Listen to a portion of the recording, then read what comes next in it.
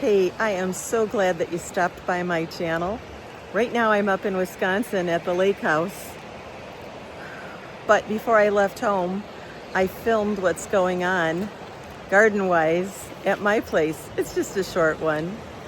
Join me.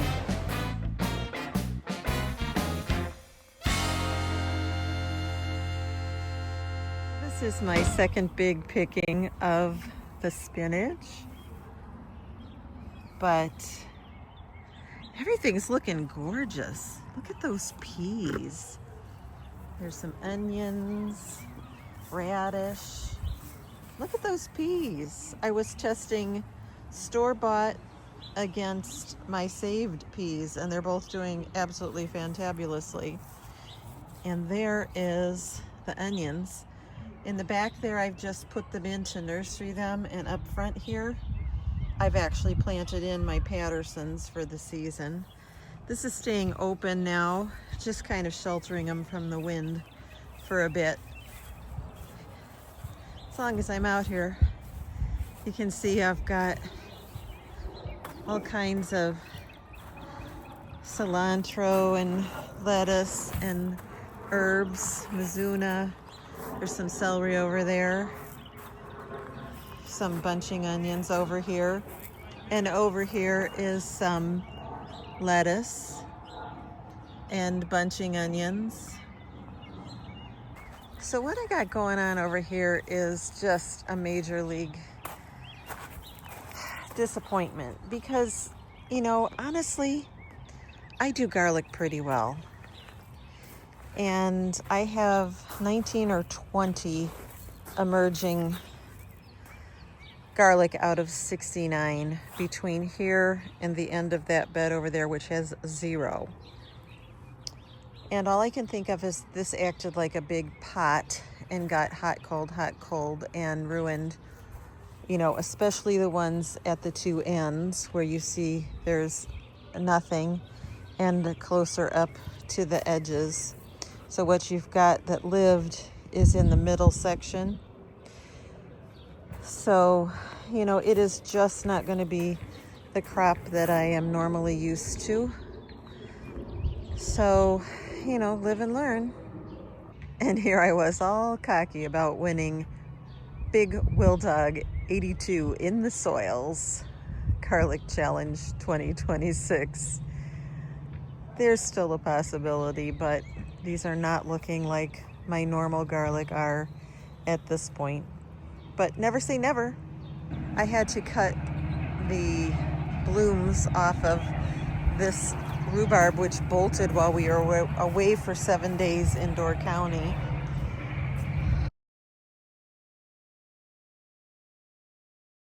Hopefully we'll get some good edible stalks out of what is left. The blueberries have an amazing amount of blooms on them this year, and some of the strawberries are actually firing up now with blooms, which is good. And those are the honeyberries or haskaps. Those were new last year, so I would love to get a taste of them. And the cherry trees seem to have made it at least partially through the freeze after the blooming stage. So remains to be seen, but I'm feeling hopeful. And these little gooseberries, which were chomped to the frickin' ground by the bunnies, both of them are springing back. And I've got little starts of the thornless raspberry or blackberries, which I need to do something with. And the currants over here, well, yeehaw on that.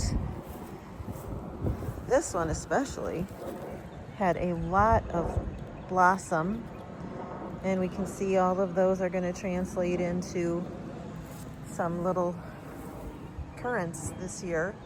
That one not as loaded. Been working out that potting bench all week, and this has got to get dealt with here shortly, but it's still a little early and a little cold.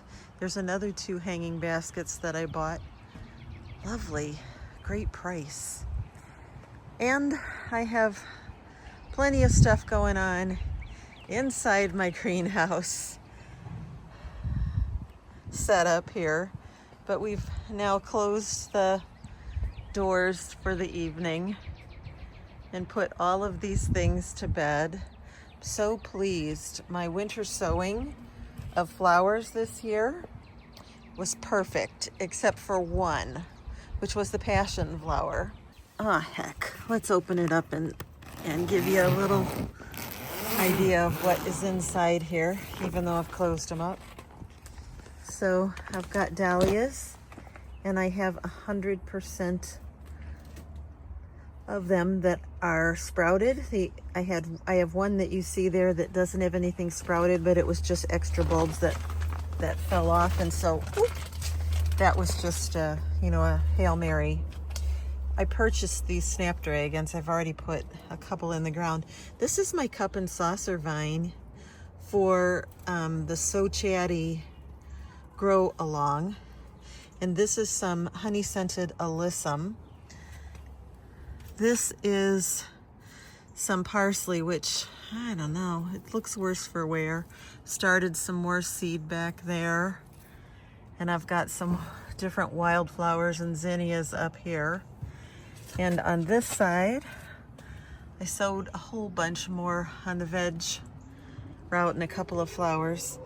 And these are 4 of the 10 that I have not done anything with yet, but they can hang out for a little bit longer like this. And that is the passion vine. Now, interestingly, the packet says it can take from 14 to 365 days to germinate.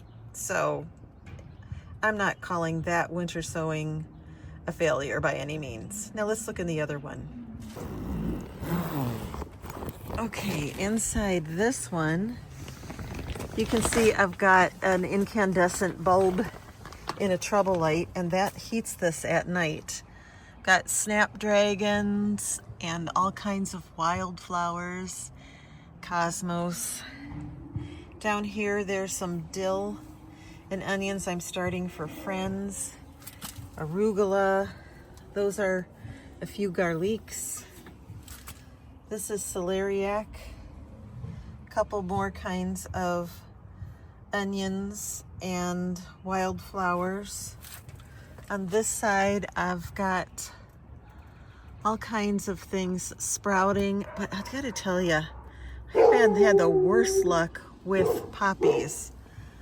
I'm trying some in cells. I've put some directly in the ground, and usually they're a no-brainer for me, but this year it's not been so great. Snail roll method is working perfectly. I've got some germination coming on the parsley. The leeks are definitely good. Marigolds are good. As a matter of fact, I stink at marigolds, but look at that. The germination is awesome. These are 3 raspberries, which will reveal that project soon. I saved these Pinto Gold potatoes over the winter, and yeehaw, they are coming. And down there are some more snapdragons. Anything else that's not in here any longer has been planted out. So that's the 2 huts all closed up for the night, and I need to go retrieve my bowl of spinach and get it washed. Well, there are my 2 zipper greenhouses all tucked away, and the lights have come on. On the left are some incandescent Christmas lights. On the right is an incandescent trouble light bulb. And that has been enough to ward off the cold.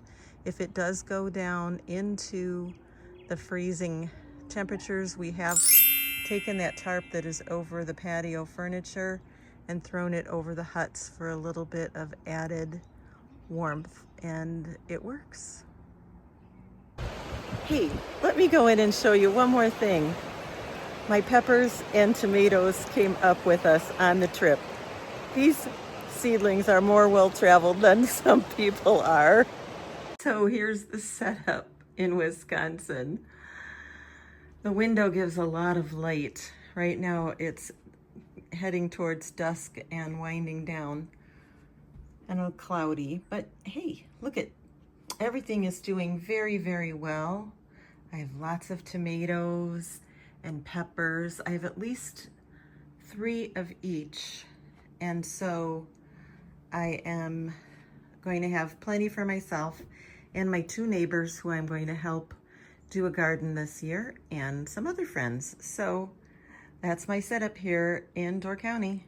Thanks for joining me, and I hope you enjoyed learning a little bit about what's going on in my Chicagoland garden. And remember, sometimes the only thing we harvest is knowledge, and that's okay. Bye for now, and we'll see you on the next one.